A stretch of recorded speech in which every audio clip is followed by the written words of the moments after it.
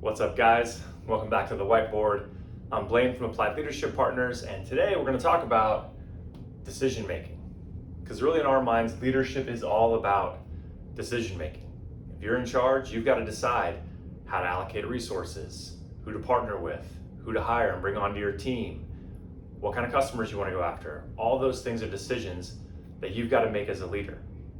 And right out of the gates here, we want to be clear to say that we can delegate the authority to make decisions. We can empower others to make decisions on behalf of the organization or their department or the area they're working in, but we can't delegate responsibility.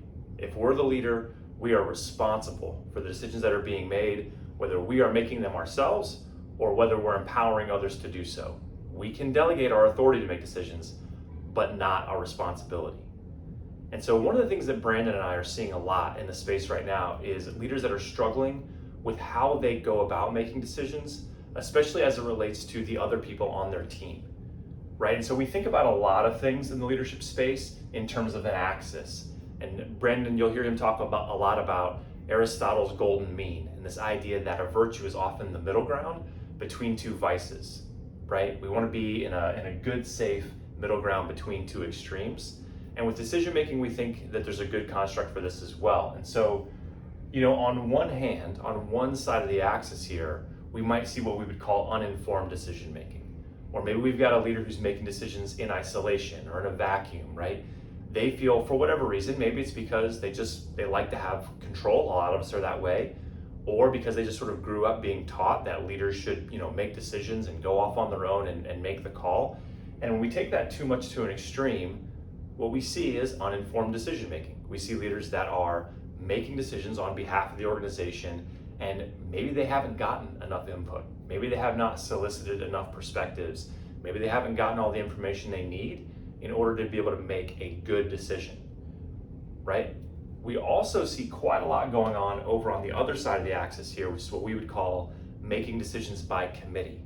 And this is where maybe your leader is a little bit more of a people pleaser. Maybe I'm this way, by the way, quite a lot. We want for everyone to be happy with the decision. We want for everyone to feel that they've been heard. We want everyone to feel like they've contributed to the decision being made. And so we end up going a little too far over this side and we just say, hey, you guys make the decision, or we're gonna make the decision as a group, right? And oftentimes that fails too, because you basically have given your team now the responsibility to sort it out on their own, and they're not necessarily equipped or arranged or kind of built in a way to do that. And what they need is for you as a leader to take their input, to take their advice, to be informed, and then for you to make the decision. And so this is sort of the middle ground that we try to encourage people to get to, is a space where you're making what we would call informed decisions. So you absolutely want to solicit the input from people who may be involved in the decision, for people who have a relevant bit of perspective to provide, right? We want to make sure that we're gathering all that information that we can. We do want for people to be able to say their piece and to feel heard and to provide, some additional value or a different kind of point of view on the decision. We absolutely want that.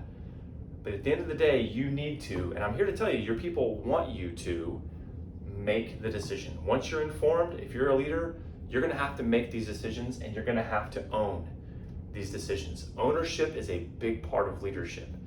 And so, sure, we don't want to be over here making decisions in isolation, but we also don't want to end up way over here, putting our team in a compromised position by asking them to make decisions by committee. We want to be right here making informed decisions after we've gained all the appropriate perspectives. I see this all the time, just even in my house, right? Like if we're going to decide to go to dinner or we're going to try to figure out where to go to vacation in the summertime, I want to know what my kids think. I want their input. I want to sit down with them and say, hey, what do you want to do this summer? What would be fun for you? All that sort of stuff. And I want to take that into consideration when Jenny and I are figuring out what are we actually going to do here. But we're going to make that decision, and we're not going to kick it to my 3 kids and let them try to sort it out amongst themselves, thinking that that's where everyone's going to kind of end up being happy because they made the decision. Right? So I hope this makes sense. I hope my little anecdote is helpful. Decision making, a huge part of leadership. We're seeing it all over the place right now, and if we can be supportive of you in any way, please just let us know.